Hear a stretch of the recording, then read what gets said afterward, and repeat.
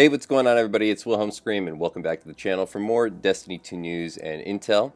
And in today's video, we're going to cover a number of topics, but primarily we're going to focus the end of the video on a new glitch that you can use in Salvation's Edge on the Master difficulty in order to get a very easy completion if you're trying to farm out the Exoitc, or if you're just trying to go for any of the achievements in the Master's edition of Salvation's Edge, as I really think that's going to be where that glitch pays dividends.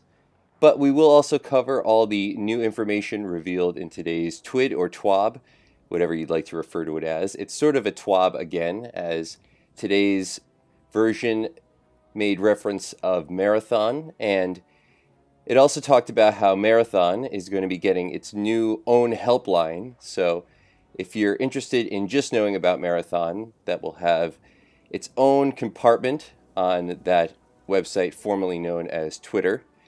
So if you're looking for any new information regarding Marathon and help therein, that's going to be your new portal for that. But also, we talked about in today's Bungie TWID, the new rocket sidearms were fixed. So if you were somebody who was benefiting from the glitch regarding sidearms and the fact that they no longer deal self-damage, that will be remedied, and now they will be dealing self-damage again, so just keep that in mind. Limits rocket sidearms a little bit from where they've been the last week or so, but still overall a very good weapon to have, so don't be afraid to use them. We will also have a new Nightfall next week in the Sunless Cell being featured finally.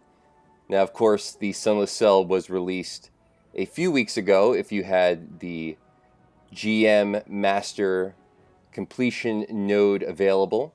So if you were going for your Conqueror Seal, it was available then. However, it has not been featured since this strike was brought back from D1. And because we will have it as our first time featured Nightfall, it will also include double loot drops next week, and we will have the Palindrome available. Unfortunately, not the Lotus Eater, but still a good pickup. This week we have the Shadow Price Adept. Also next week, with the fact that we will have the Sunless Cell featured, we'll be getting a new emblem associated with that strike specifically. So all you have to do to get that emblem is complete the Nightfall sometime next week, either on the normal or GM difficulty. Personally, I will be very looking forward to farming out that strike because I was enjoying it a lot when I did have it on the GM node. So should mix things up a bit heading into next week. Also, in the TWAB today, we had the information regarding the Edge of Fate, the newly revealed expansion for this summer. So Apollo is no longer the, I guess that was the working title, it is now revealed to be the Edge of Fate, which will be a 9 associated expansion. Very looking forward to that, as I always have loved all the 9 lore. Over at Banshee 44, I did want to talk briefly about some loot that's available for you solo players out there. Very rarely do we see anything that can be enhanced, but we do actually have a fully enhanceable weapon right out of the box this week, as well as a couple of other decent things. We have, as I said, the Huscow and the Machado 45, the Machado 45 being the fully enhanceable weapon right out of the box, and the Huscow is also not bad, as it has the tracking mod on it. So pick this up if you don't have a decent heavy machine gun, as this is actually the same one that I use, and hatchlings are available and are one of the best perks that you can get on this weapon.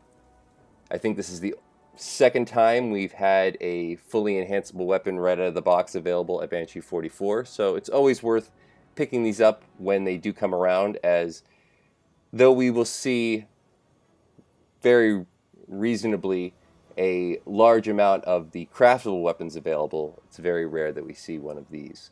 So it's always good to pick it up when we don't have it.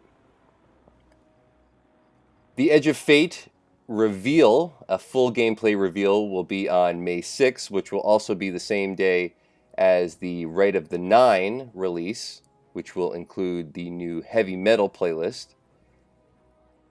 And for all of you folks out there who were able to get into some of the Rite of the Nine activities when they glitched earlier at the release of the new episode, some of these dungeons, because Rite of the Nine will be essentially a Pantheon dungeon release. So if any of you played Pantheon when it was associated with raids, this will essentially be the same thing, only associated specifically with dungeons. As I said, those of you who were able to get into those early and even get a few of the new weapons, the new way that we're going to be doing weapons, we got sort of a primordial version of those weapons for anybody who's seen any pictures online of those kind of blocky weapons that looked like they weren't fully completed. We'll be able to actually get some in-game currency because those were available, because they will be removed from everybody's inventory who was able to actually get them.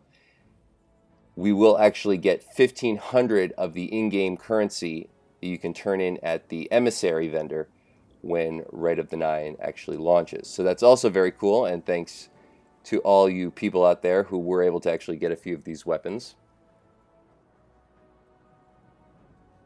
A few interesting things over at the Eververse store this week. We had a cosmetic for the Wish Ender, which is always a crowd favorite.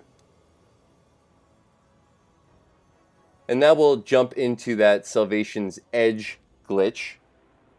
Now, I did talk about this a little bit in a previous video, but I thought I'd give a full tutorial and a play-by-play as we actually watch some clips of it. Big shout out to my buddy Sinister for helping me get this. Now, this glitch is probably easiest done with 2 players. You're going to need at least 2. You could probably get away with doing this with a whole fire team, but that requires more involvement from all the other members of your fire team, and it might be a little easier to just do this with 2 or 3 people. But essentially, you're going to need 1 player with a faster connection to the server and make sure that they're the host, and then another player with a slower connection to the server. Now, this was very easy for my buddy Sinister and I, as I was playing on console and he was playing on PC, and PCs tend to be a little bit faster. But if that's not something that's available to you, there are ways where you can slow up your connection to a server simply by toggling back and forth between your character screen and your directory screen, occasionally going to the actual loading screen just to see where the progress is. This will slow up your server connection quite enough, at least enough to actually do this glitch, as you don't need to be perfect. There's actually a lot of leeway to get this glitch actually correct. The first player will load in, the second player is still loading in, but once the first player loads in, they will start the encounter. Once the encounter is started, you'll then have the second player load in, and you will, at this point, have infinite revives and the ability to self-revive. Now, you'll know that the glitch was done properly because the first player, if they do die, will be able to self-revive. So that'll be the cue that you actually did this correct. You could then have as many players as you want join you in your fire team, so hopefully a full fire team, as like I said, this is primarily going to be for people trying to complete the master difficulty of this raid. You can, of course, use it on the normal difficulty. This is for the final boss only in Salvation's Edge, but I don't think most people are going to need to use this for the normal level difficulty. Once your fire team is loaded in, you'll all have self-revive and infinite revives, so you won't need to worry about tokens. You won't need to worry about people on your fire team reviving you if you die, and you will die often in the master difficulty. All you then need to do is complete the encounter as normal. So you do need to, of course, know how to complete the encounter, but So long as you can get to a damage phase in the allotted time, you can then continue. If you don't one phase the boss, which I'm sure most people won't if they're doing this on master difficulty, maybe you will. But even then, you'll still have self-revive, and the, of course, timer will be extended, so you'll have the benefit of that. So really all you need to do is have your fire team join you, and then make it through the first part of the encounter, and then I think you're good to go. Now, if you do happen to wipe, if your whole fire team wipes, you will have to do the whole glitch again. So you will have to go to orbit and then do the exact same load-in time glitch in order to get it working. It will reset if you don't, and you will have the normal encounter mechanics if you don't actually go to orbit. So if you do wipe, go to orbit, have your 2 fire team members break off, do the glitch, and then have everybody else join in. And that is going to conclude all the information in today's video. Hopefully you found something in this video helpful. As far as Marathon goes, I have not actually had a chance to play it myself, unfortunately. I did want to hopefully play in the alpha, but Bungie has not yet sent me a code. I know might surprise some people, but even content creators don't always get a access code. If Bungie is listening, I would really love one in order to play the game and maybe do a few more reviews on it. I'll only really be talking about Marathon on occasion until the game comes out, or if I do happen to play it and think there's something prevalent, though I think most people are under NDA who are playing in the alpha, so I really could only give sort of loose impressions of certain things or updates. But I don't know if I'm necessarily going to make it a full-time thing on the channel. I do think it's sort of an interesting idea of having 2 very active IP like Bungie is trying to do, and live update games like they're trying to do. So best to them on that. I hope it works out. My initial impressions of the trailer were that it was sort of hollow, even though it had its very unique aesthetic. Wasn't really my favorite, and I didn't necessarily think that there was a lot of PvE focused element to it as far as lore is concerned. I'm sure there will be a lot of lore, but I didn't really get the feel of that or the pull of that in the trailer. So we'll see, I guess. But if you'd like to know more about Marathon and my view of it, or you'd like to hear more from me about that particular game, you can let me know in the comment section down below. If you've watched till this point in the video, you can of course also leave a hashtag the final shape, or a hashtag heresy, or a hashtag the edge of fate, or a hashtag right of the 9 in the comment section down below, or a hashtag sinister for another entry into the next giveaway on this channel. We do one every 1,000 subscribers, so you never want to miss out. You can also enter that giveaway by liking, commenting, and subscribing, and turning on the bell post notification so you never miss out on any future Destiny 2 content like this. When we reach 100,000 subscribers on the channel, we'll also be giving away a new console or a video card if you play on PC. Stick around for tomorrow's XUR update, so tune in tomorrow, not stick around. And Trials update should be an interesting one. Those will be going live probably around 2:33 p.m. Eastern Standard Time, so about an hour and a half or 2 hours after the actual daily update and XUR and Trials arrive. But until then, thanks so much for watching. As always, I am Wilhelm Scream, and of course, we will see you next time.